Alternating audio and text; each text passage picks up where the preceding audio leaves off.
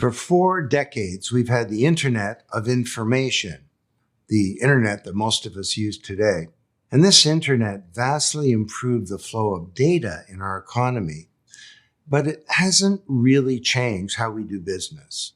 And that's because the Internet was designed to move information from me to you, person to person. It wasn't designed for us to move assets like money to each other, at least not without a bank between us. As Alex and I have talked about, we're shifting from an Internet of information to an Internet of value. And how does Web3 fit in? Well, World Wide Web came out really around 1994 when the first browser appeared. We had Mosaic, which is not really a public thing, but then it was followed by Netscape. But it was called the Read Web, and that's what we call it now. It means that you could access information. It was a platform for the presentation of information or content. And eventually we saw all kinds of websites and good things happen. Then, a decade later, a little less, the web evolved from HTML to XML, and the web became a platform for computation, not just for presentation. Because you could go onto the web and you could do stuff. You could make an entry into Wikipedia. You could join a social media, Facebook discussion or something like that. It was a read-write web, and it showed great promise and great opportunity. Unfortunately, while it brought many wonderful things, it also created a whole number of problems. For one, we still need intermediaries like banks and government agencies to establish our identities and to enable us to exchange value like money online. These same go-betweens collect our data for commercial gain and for national security. Plus, their cost structures exclude some 2.5 billion people from the global financial system, and they've grown more powerful overall, not less. So the Internet has trouble preserving our privacy, establishing our identities, and including all of us. So what happened? Well, it's all about the centralization of control. Huge institutions now control what was supposed to be a shared global resource, the Internet. These companies maintain its infrastructure, and they extract a massive amount of data from us users. They write the algorithms and the apps, managing business and managing our daily lives. They're using their power and influence over entire economies in society. Many of the early concerns raised by the early Internet pioneers have come true. Gross domestic product is growing, but job growth is pretty much flat. We're creating more wealth, but we're also seeing greater social inequality. Powerful tech companies have shifted from the open, equal web to exclusive walled gardens. They don't just exclude people from the conversation, they sometimes kill the debate altogether. Corporate forces have seized many of these powerful peer-to-peer technologies, and they're not leveling the economic playing field. They're creating a big obstacle course instead. The institutional control of our data threatens our privacy.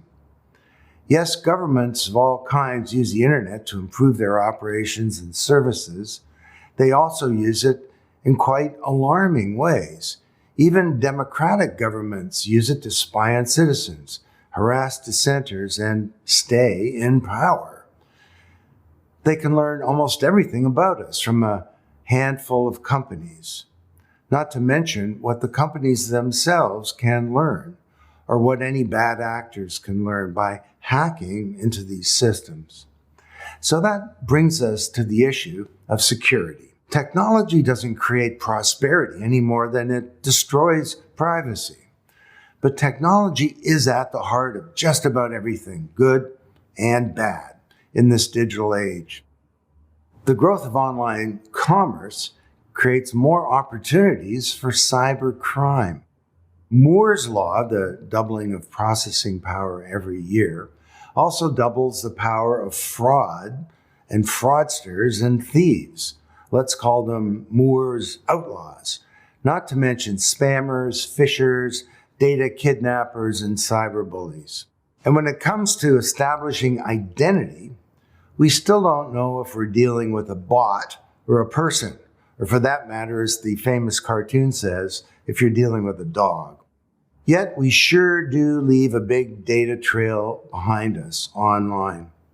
Powerful, what we call digital conglomerates like Alphabet, Amazon, Apple, were once internet startups. Now they're some of the largest companies in the world.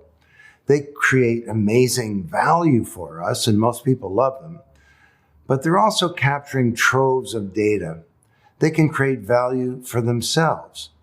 Netflix is more likely to recommend a movie you'll enjoy, and that's great. But it also makes data this new asset class, and one we really should be controlling. We should be deciding who gets what data for what use and under what terms. There's got to be new approaches where we can access and even own our own data, use it to plan our lives, and even generate income for us. Oh, and also to protect our privacy. Enter 2008, and Satoshi Nakamoto solved the double spend problem that existed, because all of this had to do with information. But if I sent you some information with the web, say a PDF of this deck, I'm actually not sending you the information, I'm sending you a copy. That's the way it works. That doesn't work so well for things of value. Things like money, or securities, or intellectual property, or the data in our identities, or contracts, or deeds, or cultural assets like art, or music, or votes. A vote's an asset, something of value that belongs to somebody. You don't want someone copying your vote or your identity, and if I send you $1,000, it's important that I don't still have the money, right? So, enter blockchain, as Alex and I called it, the Internet of Value, where anything of value, any of these assets can be managed, stored, transacted in a secure and private way. And trust is not achieved by an intermediary, it's achieved by cryptography and collaboration and some clever code. This is the read, write, own web. This is a web, if you like, that we can control. And I've been at this 40 years. I've been pretty lucky calling the big changes in technology over that period. This is the biggest one to me. At its most basic, blockchain is open source code. Anyone can download it for free, run it, and use it to develop new tools for managing transactions online.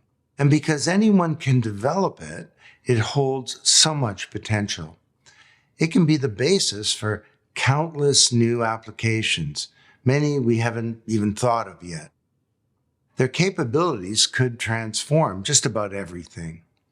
In the next few videos, we'll dig a little deeper into what a blockchain is and exactly how and why it works.